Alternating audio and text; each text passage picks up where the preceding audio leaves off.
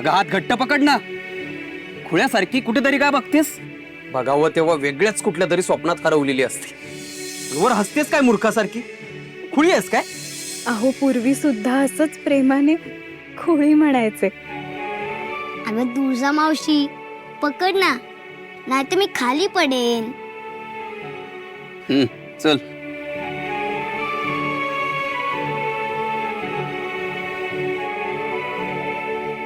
तुळजा मावशी, तू मला एक गोष्ट सांगितलेलीस माझ्यासारख्याच खट्ट्या बाळकृष्णाची. हो, मग आता मी पण तुला एक गोष्ट सांगतो.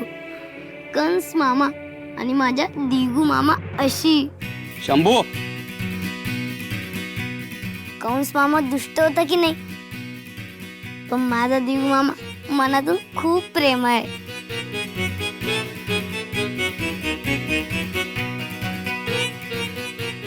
हो की नाही मामा? फार बोलायला लागलास ना शंभू. घरी जाऊन ओरडा मिळू नये म्हणून मकलाची सुरू आहे, कळत नाही का मला? पुरे झालं आता. अति झालं ना, नाही तर इथेच टाकून जाईल. कळलं? चल.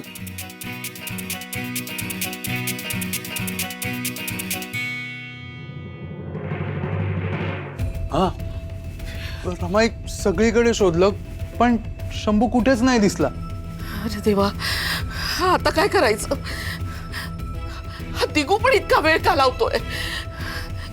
माझे प्राण कंठाशी आलेत आता. रमाई, मी आलो.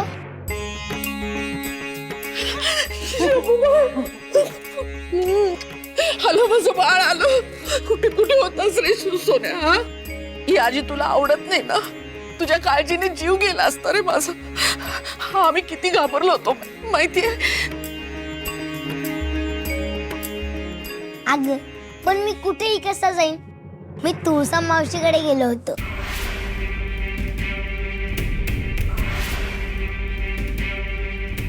बघा, मी म्हटलं होतं ना, माझे अंदाज तसे चुकत नाहीत. शंभू तुळसाकडे असणार असं मी आधीच म्हटलं होतं आणि तेच खरं झालं. आणि बघा, तुळसाबाई पण आल्या. काय ग ये? आम्हाला कोणाला काहीही न सांगता परस्पर माझ्या नातवाला घेऊन गेलीस? तुझी हिम्मत कशी झाली ग?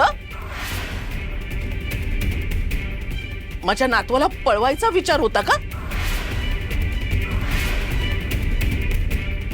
बोल, काय बेत होता? अच्छा, शंभूला जर काही झालं असतं ना तर जीवच घेतला असता मी तुझा. अगं रमाई, तू तिला का ओरडतीयस? बिचारा तुळसा मावशीला मामा पण ओरडला, आता तूही ओरडतेस. तिची काहीच चूक नाहीये. तिने नव्हतं पळवलं मला, मी स्वतःच गेलेलो. खरं बोलतोय हा 150 आणा. हा स्वतःच गेला होता तिकडे. काय रे शंभू बाळा, असं का वागतोस तू? हा, नाही नाही वहिनी, याच्या खोड्यानं आता अति झालेत. नाही, अशाने एक दिवस तुमच्या गळ्याला फास लागणार आहे आणि तो धोका आता आपण पत्करूच शकत नाही. शंभू त्या माईंची ठेव आहे. उद्या काही वर खाली झालं ना तर मोठी म्हणजे मोठी पंचायत होईल. मी तर म्हणतो ना, उद्याच या शंभूला माई आजींच्याकडे पाठवून द्या. नाही, आपल्या जीवाला घोर नको ना.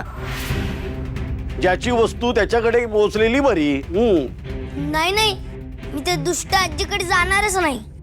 अरे मग बाळा, माझ्याजवळ का नाही नीट राहतो?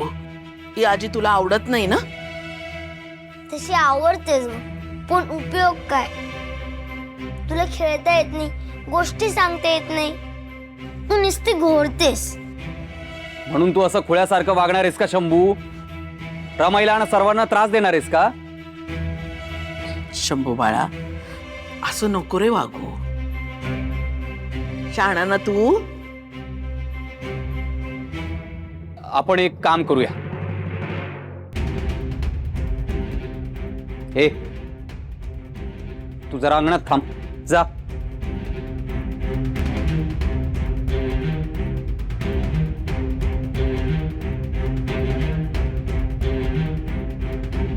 रमाई, याला सांभाळणं, याच्याशी खेळणं हे करायला कोणीतरी लागेल आपल्याला.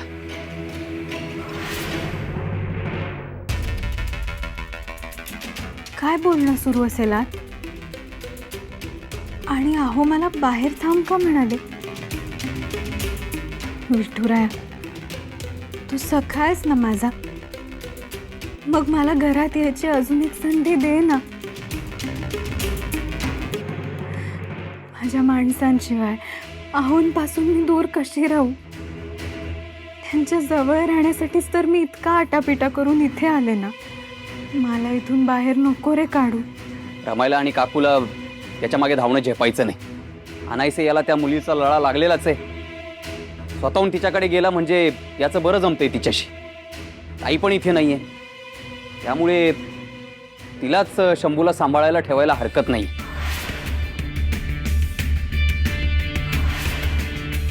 जे बाकी निर्णय रमाई घेईल, मी फक्त सुचवलंय. रमाई बघतो.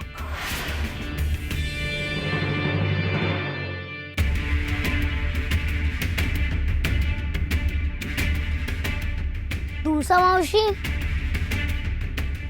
अगं चल, तुला आतमध्ये बोलवले. आत? अगं चल ना, चल, अगं चल ना. पण शंभू, ये ये तुळसा, तुझं नशीबच फळफळलं ग बाई.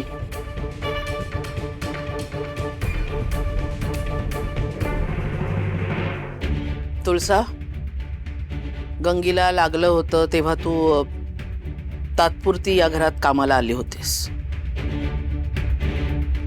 पण तू प्रामाणिकपणे काम करशील, या घराची शिस्त नियम पाळून राहशील अशी अपेक्षा ठेवून आम्ही तुला या घरात कामाला ठेवतोय.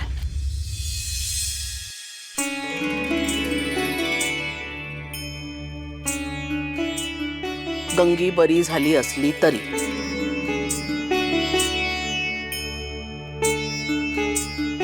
गंगी येईलच कामावर, म्हणजे तिला मदत करून तुला घरातली इतरही कामं करायची आहेत.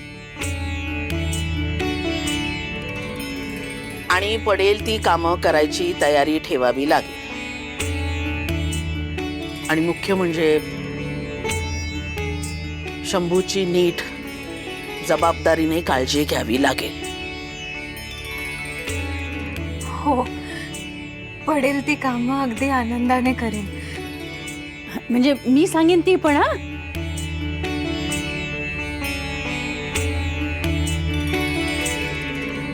काय मोल घेशील ते आता स्पष्ट सांग, नंतर कटकट नको. अहो छे छे, आपल्याच घरात काम करायचं कसलं आलंय मोल?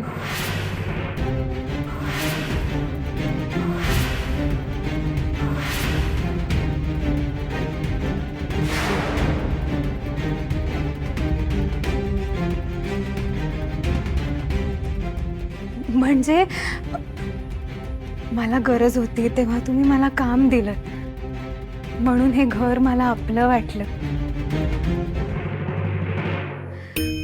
इथे काम करायचं मोल नको मला. अगदी आपलेपणाने सगळं करेन. हा व्यवहार आहे. तू काम करणार, त्याचं मोल घ्यावं लागेल. आम्ही फुकट काम करून घेणार नाही. आम्हाला उपकार नकोय, मोल तर घ्यावंच लागेल. अन्न आणि निवारा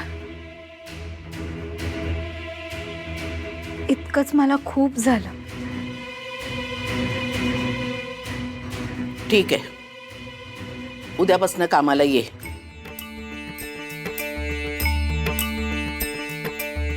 आता एवढं रात्री तू एकटी कशी जाशील? चल तुळसा मावशी, मी तुला सोडतो. शंभू, ओ दिघू, अरे पण त्याचं म्हणणं बरोबर आहे. दिघू, तू जा, हिला सोडून ये वस्तीवर. ठीक आहे, चल ग. विठुराया, ऐकलंस रे माझं? किती गोड आहेस रे तू. अगं चल.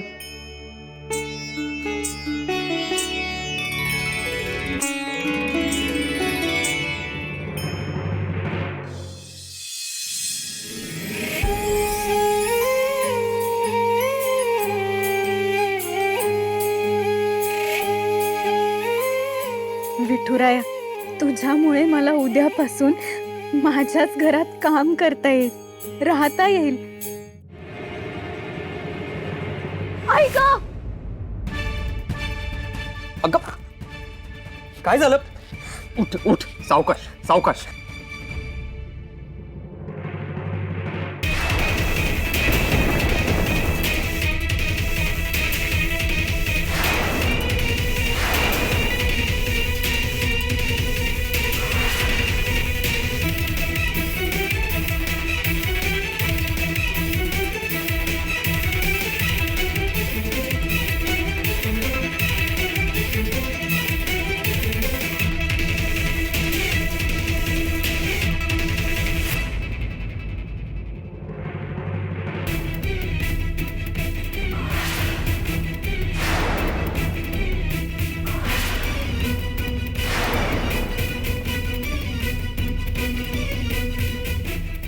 काय झालं?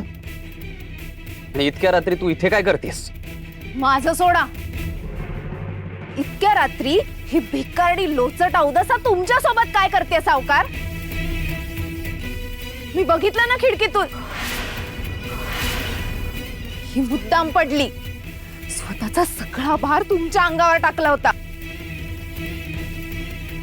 कुठपर्यंत मजाल चालली हिची बघताय ना? निर्लज्ज नालायक मुलगी आहे ही. हो नाही, तसं काहीच नाहीये. मला खरंच ठेच लागली. मी मुद्दाम असं का करीन? आणि तुम्ही माझ्याबद्दल एवढं वाईट का बोलताय? माणिक, बोलताना जरा विचार करावा. मी फक्त पडलेल्या माणसाला सावरलं. इतक्या रात्री ही कुठे भरकटत फिरते आणि ते तुमच्या सोबत. तुला सविस्तर सांगायला खरं तर मी बांधील नाहीये, तरी पण सांगतो. खूप रात्र झाली म्हणून रमाईच्या सांगण्यावरून वस्तीवर सोडायला जातोय. पण उद्यापासून ती आमच्या घरी कामावर रुजू होईल, शंभूला सांभाळायला. आपल्या घरी? आमच्या घरी. चल ग, चालवेल ना? नुसती मान नको डोलावू. आता बघत का उभी राहिलीयस? चल.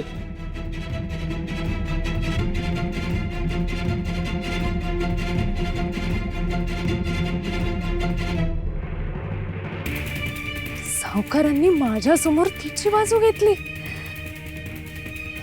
आणि आता ती घरात राहायला येणार आहे?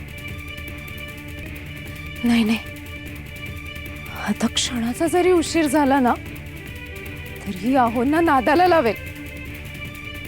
कोण कुठलीही अवदसा माझी जागा घेऊ बघते. ते काय नाही, आता हिचा बंदोबस्त करायलाच हवा, तोही ताबडतोब. आता नाही तर कधीच नाही, अशी वेळ आली आता.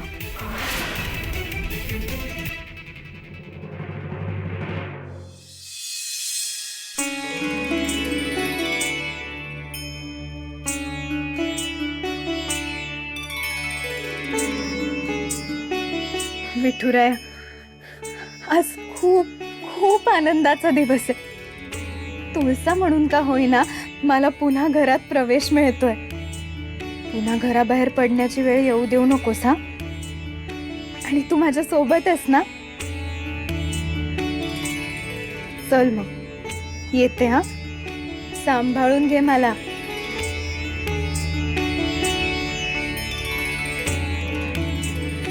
तुळसा,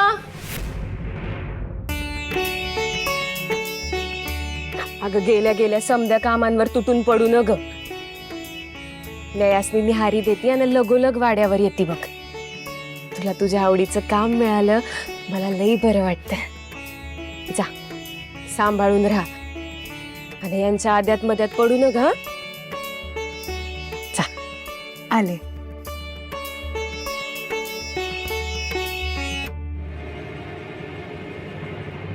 हा, अरे ही कोण आहे? वस्तीमध्ये पाहुणे दिसतीये. बाबाजी मला बोलले गावात घुसलेल्या त्या नवख्या मुलीचा शोध घे. आणि म्या शोध घेणार. उय, अरे बाजा दादा हिच्याच तर शोधत नाही. हा, बाजा दादाला सांगितलं पाहिजे.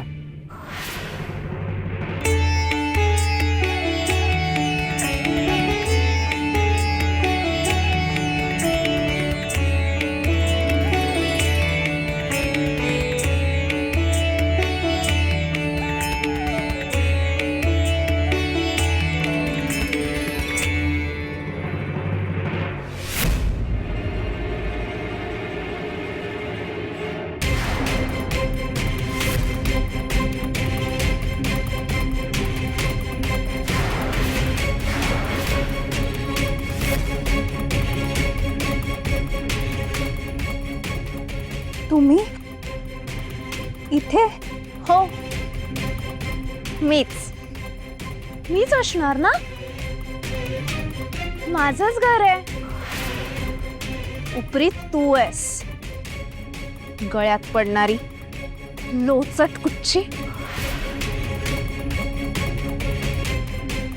सासूबाई, सावकार, ऐकताय का? काका काकू बाहेर या, मी आले. तुमची माणिक.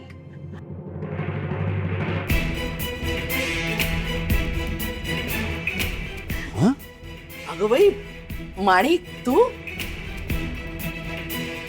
तू आता इथे कशी? आणि गाठोडं घेऊन का आलीयस? अहो, असं काय विचारताय सासूबाई?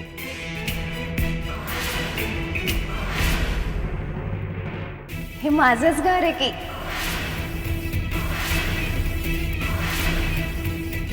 आणि आता मी इथेच राहणार आहे.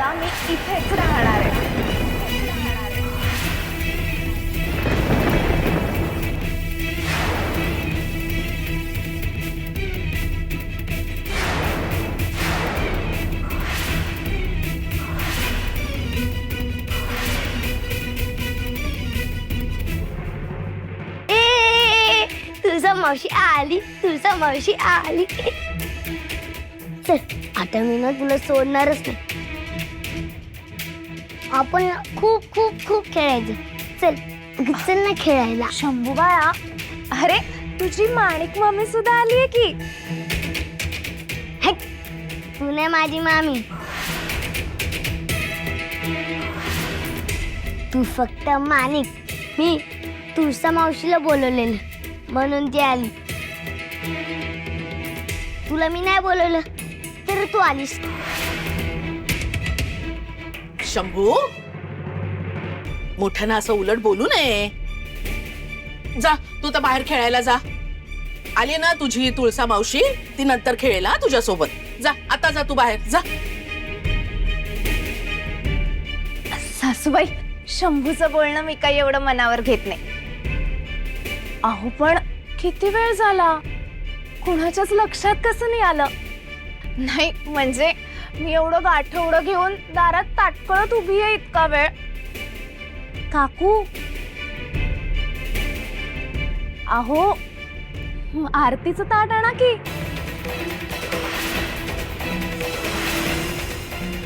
मला ओवाळायचं नाही का?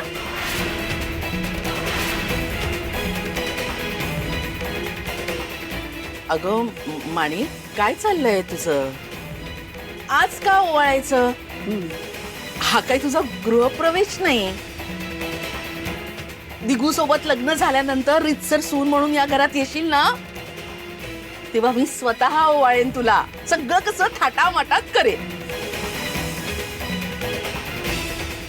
पण ते लग्नानंतर. हा, इश्शा, असं करतात सावकार? तुम्हाला सांगितलंच नाही ना सावकारांनी?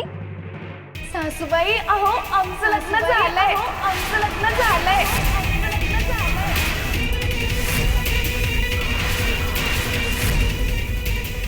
विचारा त्यांना.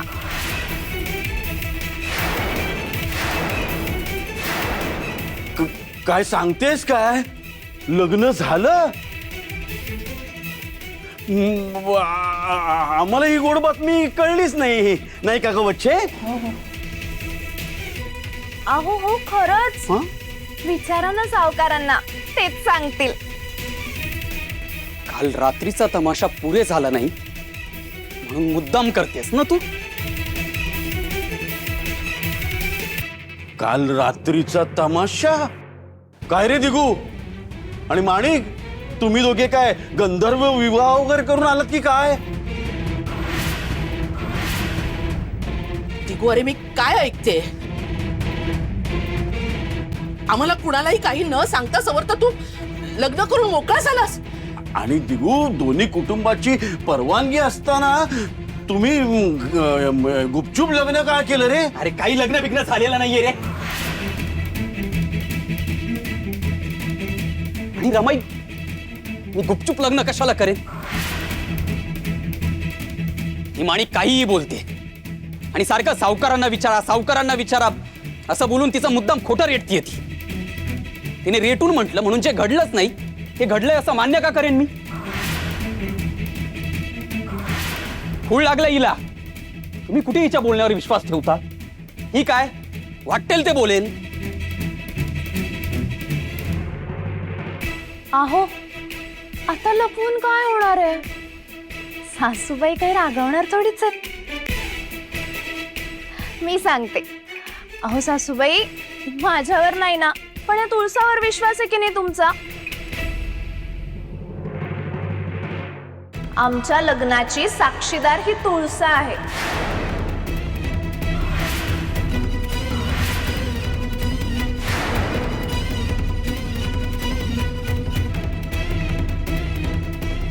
मी काय ग तुळसा, यांच्या लग्नात तू साक्षी होतीस का? अहो नाही हो, मी कशी साक्ष असेन? भोळी गो भोळी. थांबा सावकार, मीच आठवण करून देते. पुराणात एक गोष्ट आहे. देव्यानी विहिरीत पडली असताना राजा ययातीने त्याचा उजवा हात पुढे केला आणि तिला विहिरीच्या पाण्यातून बाहेर काढलं. यालाच पाणीग्रहण असं म्हणतात. आणि अशा लग्नाला धर्माची मान्यता आहे. त्यामुळे राजा ययातीने देवयानीला पत्नी म्हणून स्वीकारलं. तुम्हाला अमान्य करताच येणार नाही. अगं पण तू कुठे विहिरीत पडली होतीस? अहो विहिरीत नाही हो सासूबाई, पण मी नदीत बुडत असताना सावकार धावून आले. त्यांनी मी ओलिती असताना त्यांचा उजवा हात देऊन मला बाहेर काढलं. म्हणजे सावकारांनी माझा पत्नी म्हणून स्वीकार केला. यालाच पाणीग्रहण असं म्हणतात. म्हणजे सावकारांनी मला धर्मपत्नी म्हणून स्वीकारलं आणि हे सगळं बघायला साक्षीदार म्हणून ही तुळसा तिकडेच होती की.